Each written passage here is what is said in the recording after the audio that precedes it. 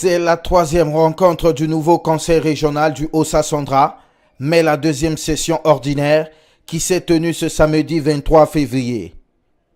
Le préfet de région du Haut-Sassandra et du département de Daloa a assisté personnellement à cette assise. Je me réjouis donc d'être là ce matin, mais surtout avec la présence des conseillers qu'on nous a indiqués, parce que les conseils qui se mettent en place au lendemain des élections sont souvent confrontés à des difficultés.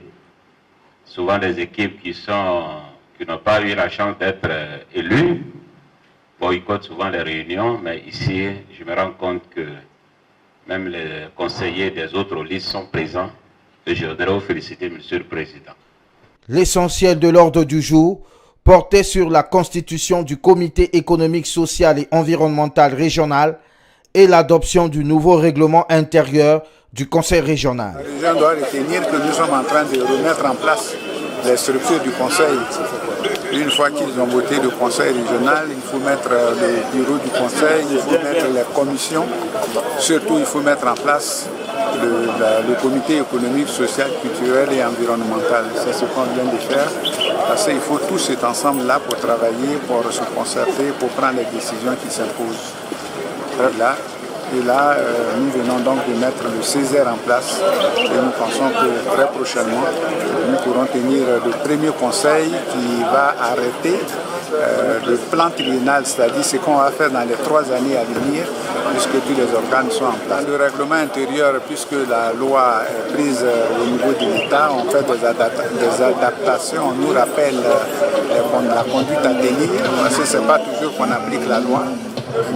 C'est un rappel, nous allons nous en tenir. Rappelons qu'une nouvelle session est attendue dans les jours à venir pour adopter le plan triennal régional. Daloa TV. Ce samedi 23 février, quelques familles de Daloa convergent vers le centre culturel municipal. C'est ce jour que le club Samouraï, un club de karaté installé depuis 15 ans, a choisi pour le passage de grade de ses athlètes âgés de 4 à 18 ans. En ce qui concerne l'examen de ce matin, je vais rapidement, sinon brièvement, vous expliquer un peu le mode d'évaluation. Au niveau des ceintures blanches à la ceinture jaune, on n'insiste pas beaucoup sur la technique en tant que telle. On regarde la forme. Est-ce que l'enfant, il comprend ce qu'on lui a demandé? Quand on lui donne le nom d'une position, est-ce qu'il sait que c'est dans ce sens-là? Quand on lui dit une technique au niveau visage, il sait ce que c'est. Au niveau moyen, il sait ce que c'est. Au niveau bas, il sait. Quand on lui dit un coup de pied, est-ce qu'il sait? À partir de là, on s'est dit, ok, ça commence à venir. Cette activité s'inscrit dans un calendrier pédagogique bien défini par les responsables du Samouraï Karaté Club. Cette activité, nous la situons dans notre programme 2019. C'est une première étape, celle du passage de la ceinture.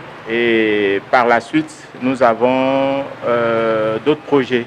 Aujourd'hui, notre présence ici, c'est dans le cadre, comme je l'ai dit tantôt tout à l'heure, ici c'est une école de formation, c'est une école de karaté. Et donc quand vous nous confiez vos enfants, nous faisons la formation et au bout, nous faisons des évaluations. Le passage de ceinture à ce jour est une occasion pour le président du Samouraï Karaté Club de rappeler l'importance de cette activité. C'est une activité qui permet d'abord, comme nous avons affaire aux enfants aujourd'hui, qui permet de recadrer les enfants, qui permet de les occuper, qui leur donne des valeurs qui pourront les conduire tout au long de leur vie. Je vais parler du sérieux dans le travail, je vais parler de la maîtrise devant l'adversité, je veux parler de l'effort sur soi et de la discipline. Samouraï Karaté Club Daloa a déjà formé des athlètes imbattables sur le plan national.